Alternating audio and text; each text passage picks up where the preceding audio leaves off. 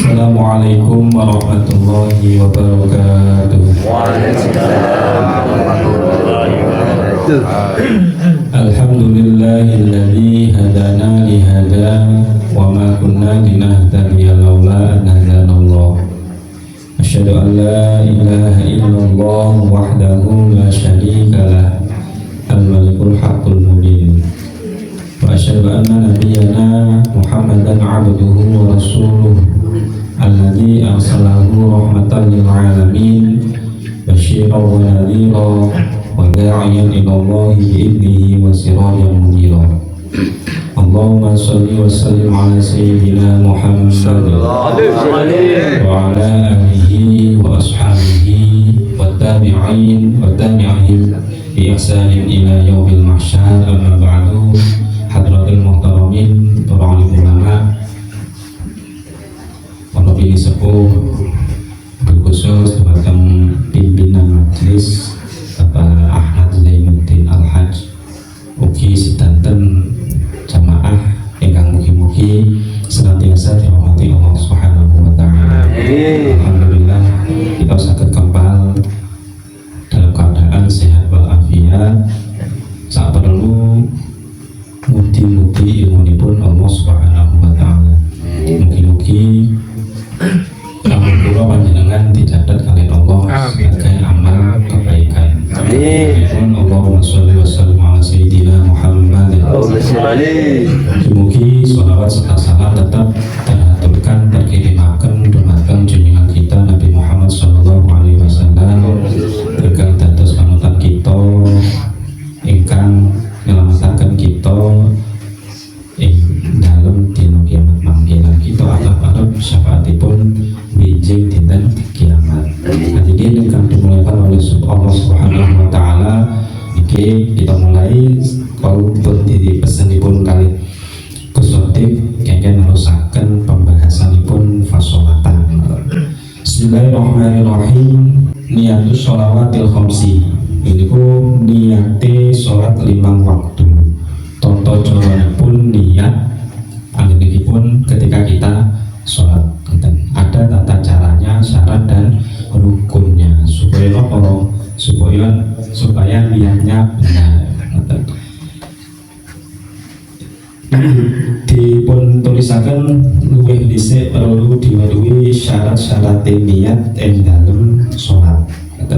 Kita perlu mengetahui tentang syarat-syarat niat yang akan kita lakukan dalam sholat sehingga memenuhi secara aturan syariat. Sebelumnya wonten pembahasan bahwa dalam sholat atau dalam tata cara ibadah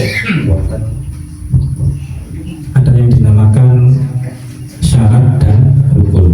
Apa bedanya mengenai syarat dan rukun? Persamaannya kedua-duanya menjadi sebab sah dan tidak sahnya suatu ibadah.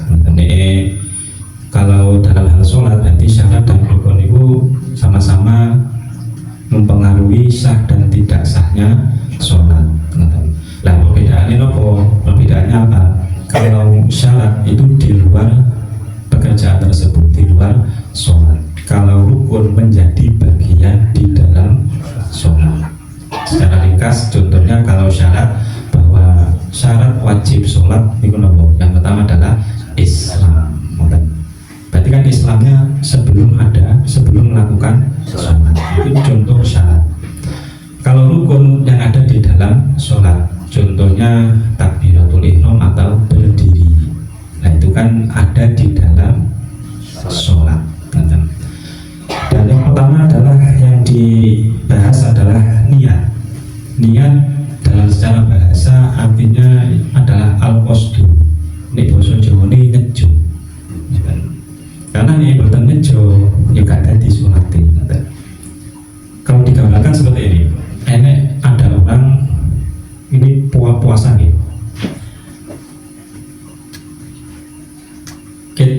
Dari pagi subuh keturun atau ketiduran sampai maghrib, tapi kan tidak makan, tidak minum, sama dengan orang puasa. Tapi karena tidak niat, secara syarat tidak memenuhi, disebut dengan puasa. Padahal sama, ya tidak makan, berkumpul dengan istri suami. Tapi kenapa tidak memenuhi syarat? Ya salah satunya adalah tidak niat atau al-qasdu. Nah, makanya niat itu adalah al-qasdu. Ada yang mengatakan ditambahkan tempatnya adalah di hati.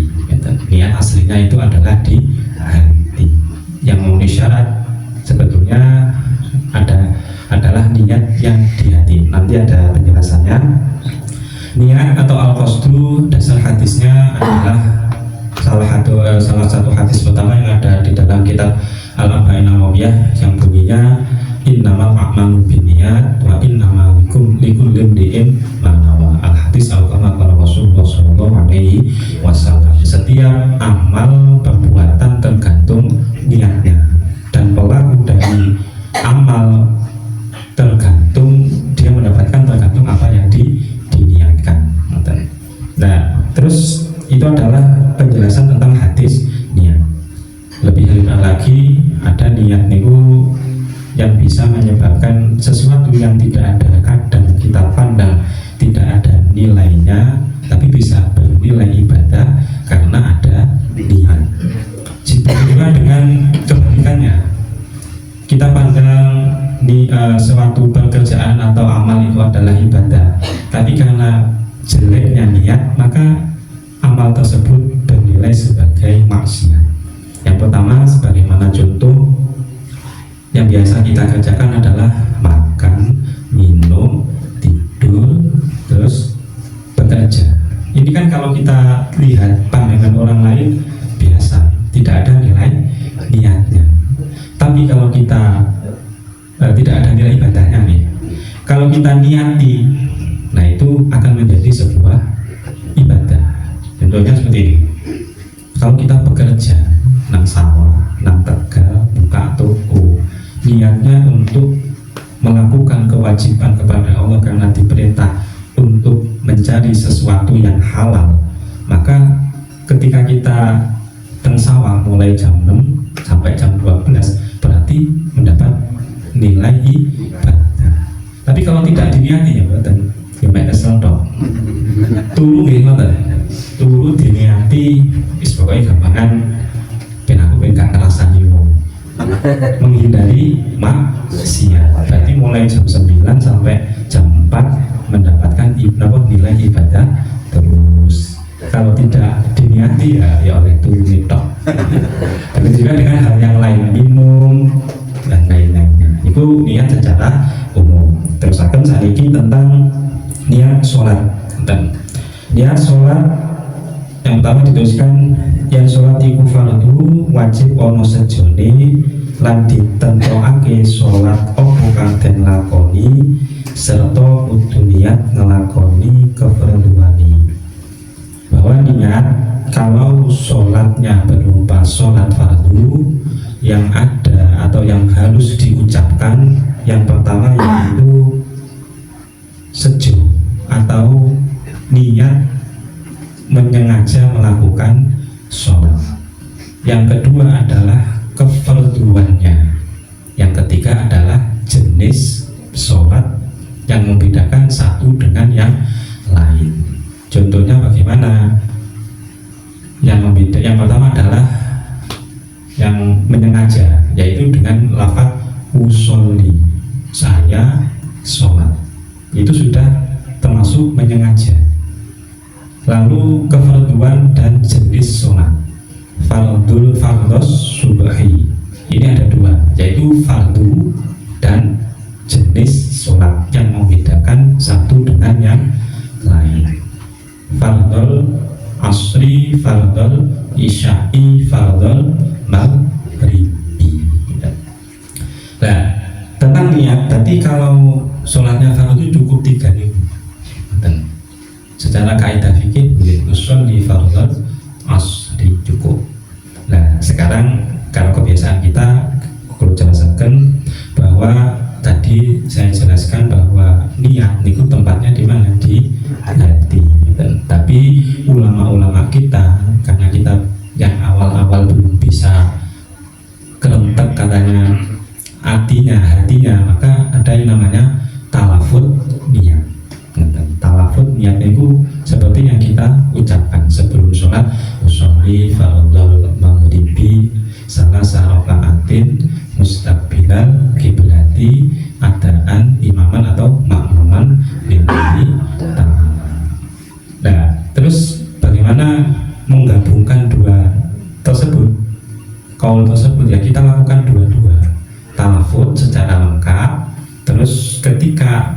kerentek atau berkata dalam hati. Kan kalau banyak kan tidak bisa. Cukup di dalam hati itu ada 3 tadi.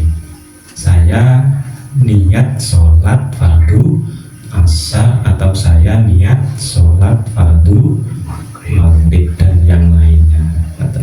Makanya kita tidak heran ada orang itu ketika sudah biasa, ketika sholat tidak perlu suami langsung Allah langsung, karena niatnya sudah dilakukan di dalam hati. Lebih lanjut lagi, Imam Ghazali mengatakan bahwa tempatnya niat yaitu setelah lafaz, kita takbiratul ihram dulu Allahu Akbar, Allahu Akbar, nanti setelah lafaz terus sebelum akbar, di dalam tengah-tengah lafaz Allahu Akbar, itu yang ada di dalam hati. Sedangkan talafut sebelum kita takbiratul ihram.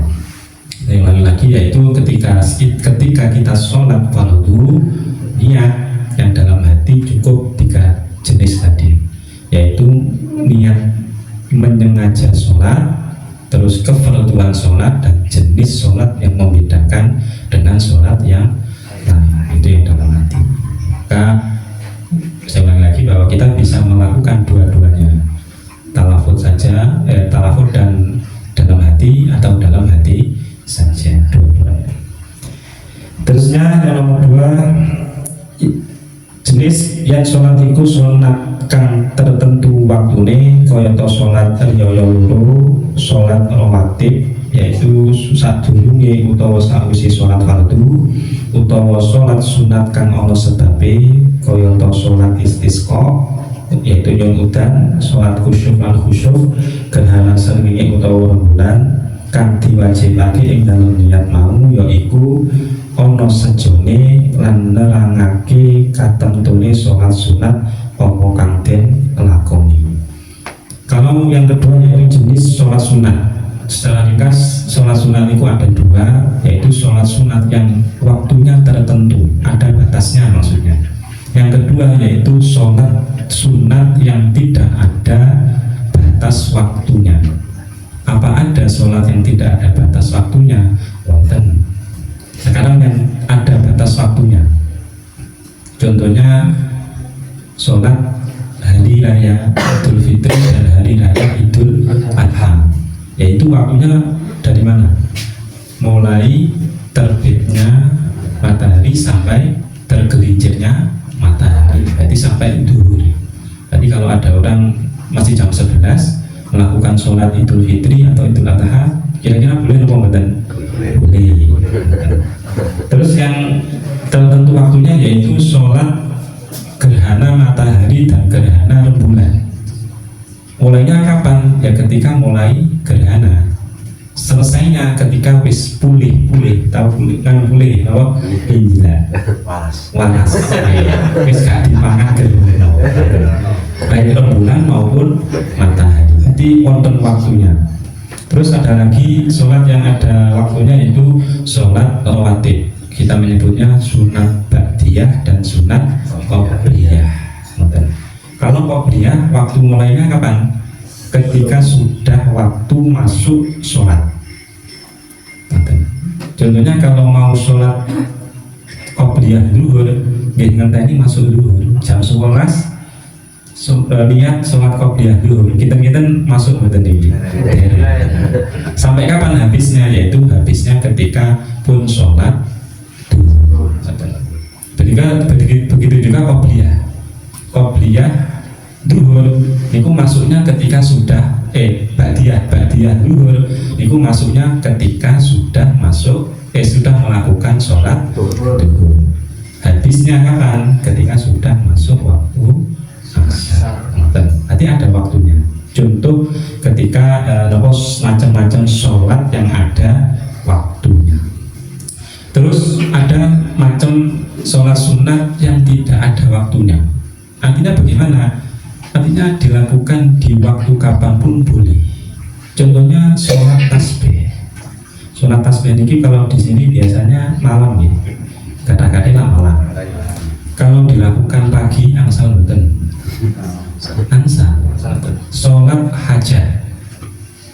Sholat hajat itu kebanyakan dilakukan waktu malam tapi dilakukan waktu siang ansar karena tidak ada waktunya. Berarti itu sholat sunnah ada dua macam, yaitu yang waktunya terbatas awal dan akhirnya, yang kedua yaitu tidak terbatas, boleh dilakukan kapanpun kecuali memang ada waktu yang dilarang ya. Tapi ada keterangan lain mungkin. Dan itu tentang niat. Kalau niatnya untuk sholat sunat yang waktunya terbatas, yang wajib disebutkan atau dikerentek dalam hati, yaitu hanya ada dua. Yaitu yang pertama adalah seja atau menyengaja sholat dan hanya jenisnya. Kalau kita biasanya usolli sunatan duha, berarti harusnya memang tidak ada sunatnya pun tidak apa-apa. Waktu tadi yang dicontohkan adalah sholat khusyuk atau sholat Idul Fitri. Berarti cukup saya sholat Idul Fitri, secara bahasa Jawa seperti itu. Nah, kalau ada kesunatannya tidak wajib, tapi kalau ditambah juga tidak apa-apa. Itu untuk sholat sunat yang terbatas waktunya. Yang ketiga ini salah ceritanya. Jadi sholat sunat mutlak, kalau untuk sholat tasbih mung wajib ono sejone tok. Kalau sholatnya tidak ada batas waktunya, hanya yang diwajibkan dalam hati atau dilafatkan juga, itu hanya lafat atau hanya seju aku sholat.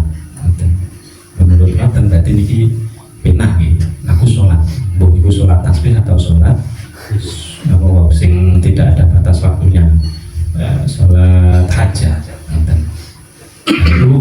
Dan itu ada yang cara-cara ketika kita itu yang di dalam hati. Adapun kita ketika melakukan talafut, ya kita mengikuti apa yang telah dicontohkan para ulama.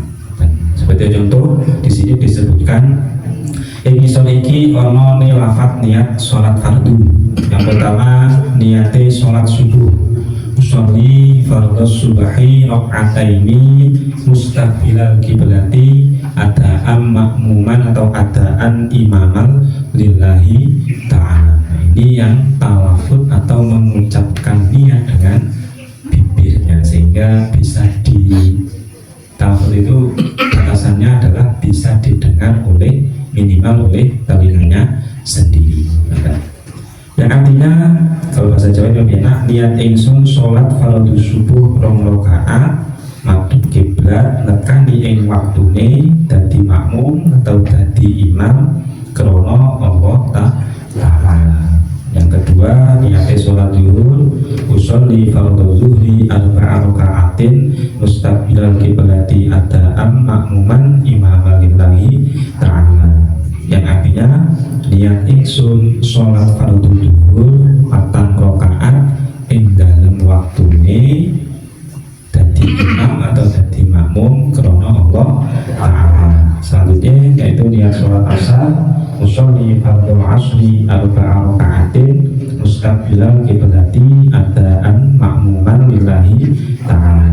Niat ingsun sholat fardhu asar 4 rakaat madhep kiblat nekani ing waktune dadi makmum. Terakhir sholat maghrib usolli fardhu maghribi 3 rakaatin mustaqbilal kiblati adaan makmuman lillahi ta'ala. Yang terakhir niat sholat isya usolli fardhu isya'i 4 rakaatin mustaqbilal kiblati adaan makmuman lillahi ta'ala. Sebagai tambahan, memiliki ada makmuman dan imaman, bahwa untuk mencapai atau mendapatkan fadilah berjamaah, yaitu bahwa orang berjamaah sholatnya berapa kali? 27 kali daripada sholat sendiri. Kalau makmum wajib niat menjadi makmum, tapi kalau imam tidak wajib. Berarti ketika ada imam tidak niat imam ya terus, tapi padahal menjadi imam tetap mendapatkan 27 derajat. Tapi Tapi ketika makmum menjadi makmum di depannya ada orang, ini sholat tidak ditambahi dengan niat menjadi makmum, ya pahalanya cuma mendapatkan satu, tapi tidak membatalkan sholat. Tapi kalau ditambahi dengan niat menjadi makmum, maka sholatnya sah, mendapatkan 27 derajat. Hadirin yang dimuliakan oleh Allah Subhanahu wa Ta'ala, mengatakan demikian apa yang dapat saya sampaikan sedikit, semoga menjadi manfaat khususnya bagi saya sendiri dan secara umum kepada hadirin ingkang mulia. Makaten wonten kurang lebihnya saya mohon maaf yang sebesar-besarnya. Hadza wa iyyakum ajma'in. Assalamualaikum warahmatullahi wabarakatuh.